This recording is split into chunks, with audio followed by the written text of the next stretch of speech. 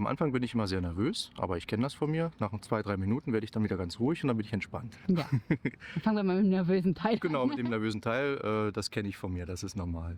Ja, ich bin Marcel. Ich bin jetzt 42 Jahre alt. Ich lebe hier in der Umgebung, also in der Nähe von Bonn. Und ich bin heute hier für einen Tagesausflug, genau, weil es um ein paar Fotos geht. Und jetzt wurde ich einfach angesprochen, wie es denn aussieht, ob ich denn Lust auf ein Interview hätte. So, deswegen sitze ich hier und deswegen machen wir das jetzt. Ich habe 2 Kinder.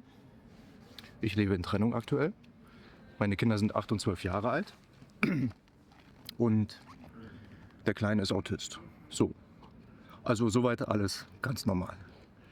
Die Entscheidung zu Kindern ist eine gute Frage, ob man die trifft. Oder ob sie getroffen wird oder ob man sie mitmacht oder ob man es akzeptiert als solches. Denn ich glaube nicht, dass selbst wenn man die Entscheidung aktiv treffen würde, das dann automatisch zu Kindern führen würde. Weil wir haben immer noch den biologischen Faktor im Hintergrund mitspielen. Aber das Spannende ist tatsächlich, inwieweit entscheiden wir tatsächlich selbst darüber, als Individuen, ob wir Kinder haben wollen oder inwieweit Biologie, Evolution das mit uns automatisch macht. Also das ist sicherlich ein spannender Ansatz.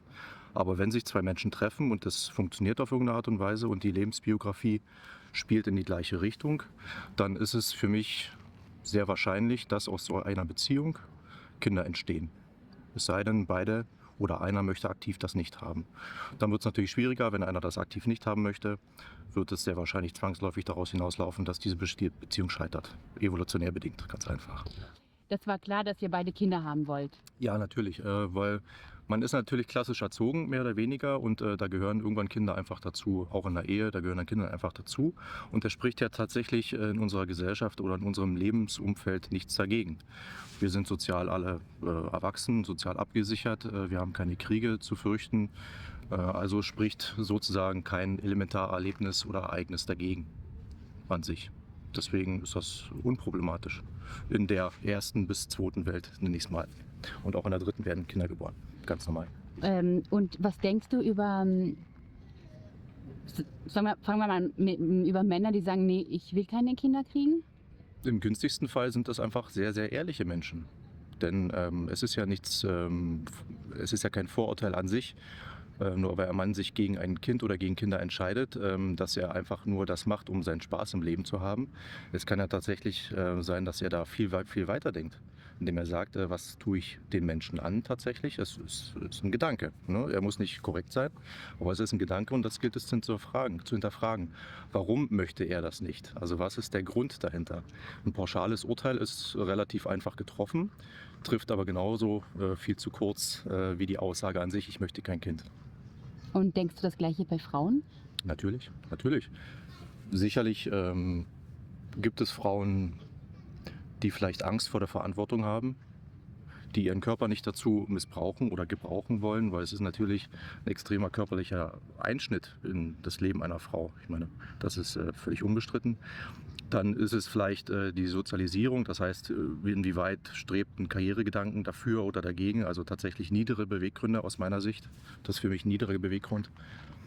Oder ja, also es gibt da auch genauso die vielschichtigen Aussagen oder die vielschichtigen Deutungsweisen für die Entscheidung dafür und dagegen. Und die einfache Aussage an sich reicht nicht.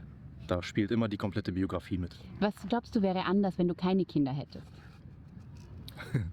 Die Frage kann ich nicht beantworten, denn wir wissen es nicht. Also wir können es nicht entscheiden, weil der Fakt ist ja einfach, ich habe Kinder und ich liebe meine Kinder und wir teilen uns die Kinder mit meiner ehemaligen Lebenspartnerin wöchentlich. Also ich bin genauso Vater einmal, also pro Woche, also eine Woche bin ich der Vater, die nächste Woche ist Steffi die Mutter, ganz normal.